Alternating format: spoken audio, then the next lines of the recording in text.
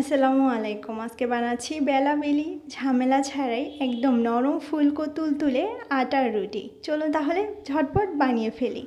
প্রথমে একটা মিক্সিং বোলে নিয়ে নিচ্ছি 1 কাপ পরিমাণে আটা। আটার বদলে ময়দাও নেওয়া যেতে পারে। তারপরে এর সম পরিমাণে পানি দিয়ে দিচ্ছি, মানে 1 কাপ পরিমাণে পানি। তারপরে আমি এর সাথে অ্যাড করে দিব স্বাদমতো লবণ। চাইলে এখানে কিছুটা চিনিও অ্যাড করতে পারেন। এবার আমি একটা হ্যান্ড উইক্স দিয়ে ভালোভাবে মিশিয়ে নেব। আর মিশিয়ে নেওয়ার পরে দেখতে হবে এর ঘনত্বটা ঠিক কেমন হয়েছে। এরপরে ঘনত্ব বুঝে অল্প অল্প করে পানি মেশাতে হবে।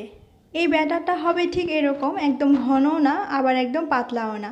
আমার এখানে টোটাল 1 কাপের পরে আরও 1/4 কাপ লেগেছে, মানে 1 কাপ আটায় আমার লেগেছে 1 কাপ পানি এবং 1/4 কাপ পানি। কিছুটা কম বা বেশি লাগতেও পারে, তাই মাপ বুঝে পানির পরিমাণটা দিতে হবে।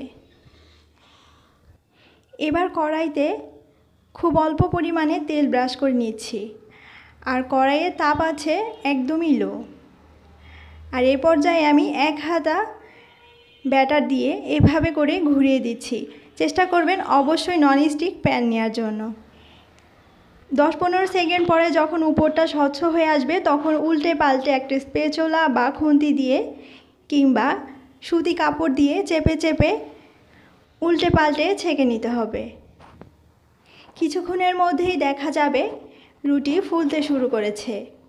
এ পর্যায়ে আপনি চাইলে তেল, বাটার বা ঘি ব্রাশ করে দিতে পারেন, তাহলে সেটা একদমই তুলতুলে পরোটা হয়ে যাবে, কিংবা চাইলে এরকম রুটির মতোও খেতে পারেন। তো এভাবে সেম প্রসেসে আমি সবগুলি রুটি বানিয়ে নিব। এই রুটি দীর্ঘ সময় পর্যন্ত একদমই নরম থাকবে। আর একটা গুরুত্বপূর্ণ টিপস হচ্ছে, যখন আপনি এই রুটির ব্যাটার প্যানে দিবেন তখন প্যান কিছুতেই অতিরিক্ত গরম থাকা যাবে না। কিছুটা সময় নিয়ে ভালোভাবে একটু চেপে চেপে ছেঁকে নিলে প্রতিটা রুটি খুব সুন্দরভাবে ফুলবে। আমার আজকের রেসিপিটি ভালো লাগলে অবশ্যই একটা লাইক দিবেন। সবাই ভালো থাকবেন। আল্লাহ হাফেজ।